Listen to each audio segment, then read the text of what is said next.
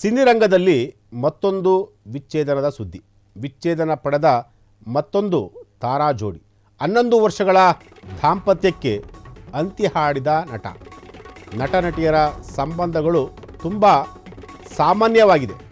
ಆ ನಟ ಯಾರ ಜೊತೆ ಸಂಬಂಧ ಹೊಂದಿದ್ದಾರೆ, ಹಾಗಾದರೆ ಆ ನಟ ಯಾರು, ಯಾವ ಕಾರಣಕ್ಕೆ ಡಿವೋರ್ಸ್ ಪಡಿತಾ ಇದ್ದಾರೆ?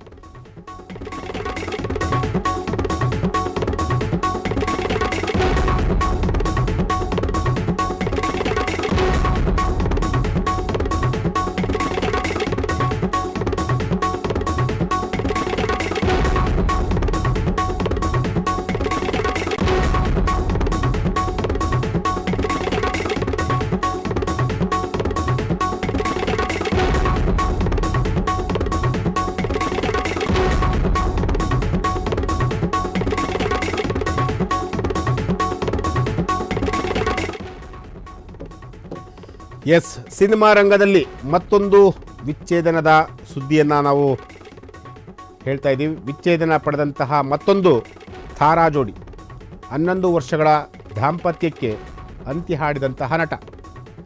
ಹಾಗಾದರೆ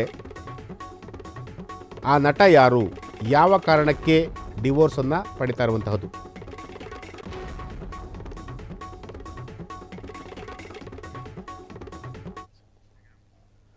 ಮೊದಲು ಬಾಲಿವುಡ್ನಲ್ಲಿ ಮಾತ್ರ ಸಂಬಂಧಗಳಿದ್ದವು. ಈಗ ಈ ಪದ್ಧತಿ ದಕ್ಷಿಣಕ್ಕೂ ವ್ಯಾಪಿಸ್ತಾ ಇದೆ. ಇತ್ತೀಚೆಗೆ ಮತ್ತೊಬ್ಬ ನಾಯಕ ಡಿವೋರ್ಸ್ ಕೂಡ ನೀಡಿದ್ದಾರೆ. ಆ ನಟ ಬೇರೆ ಯಾರೂ ಅಲ್ಲ, ತಮಿಳಿನ ಜಿ.ವಿ. ಪ್ರಕಾಶ್.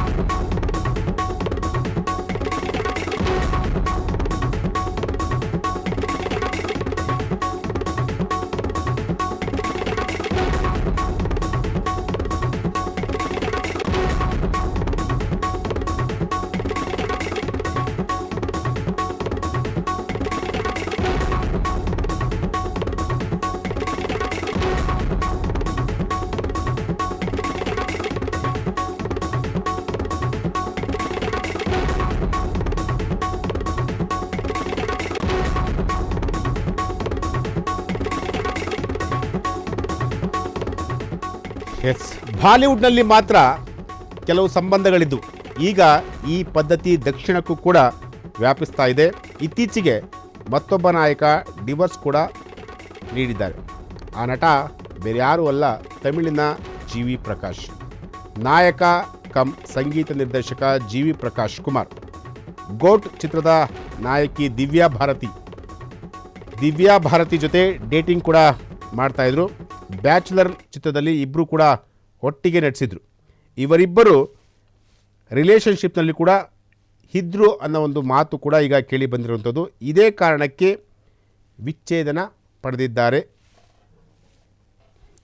ಇತ್ತೀಚೆಗೆ ಡಿವೋರ್ಸ್ ಪ್ರಕರಣಗಳು ಸ್ಯಾಂಡಲ್ವುಡ್ ಆಗಿರ್ಬೋದು, ಬಾಲಿವುಡ್ ಆಗಿರ್ಬೋದು, ಟಾಲಿವುಡ್ ಆಗಿರ್ಬೋದು, ಕಾಲಿವುಡ್ ಆಗಿರ್ಬೋದು, ಸಿನಿಮಾ ಕ್ಷೇತ್ರದಲ್ಲಿ ಡಿವೋರ್ಸ್ ಪ್ರಕರಣಗಳು ತುಂಬ ಜಾಸ್ತಿ ಆಗ್ತಿರುವಂತಹದ್ದು.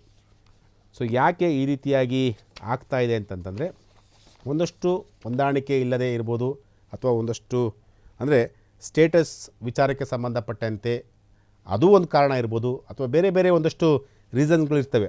ಆ ರೀಸನ್ಸ್ ಇಟ್ಕೊಂಡೇ ಇವರು ಇವತ್ತು ಎಲ್ಲೋ ಒಂದು ಕಡೆ ಒಬ್ಬರು ಡಿವೋರ್ಸ್ ಅಂದರೆ ಈ ಡಿವೋರ್ಸ್ ಪ್ರಕರಣಗಳು ಜಾಸ್ತಿ ಆಗ್ತಿರುವಂಥದ್ದು.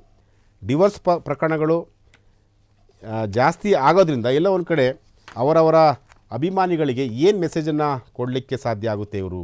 ಯಾಕೆಂತಂದರೆ ಒಬ್ಬ ನಟಿಯನ್ನು ಸಾಕಷ್ಟು ಜನರು ಇಷ್ಟಪಡ್ತಾರೆ.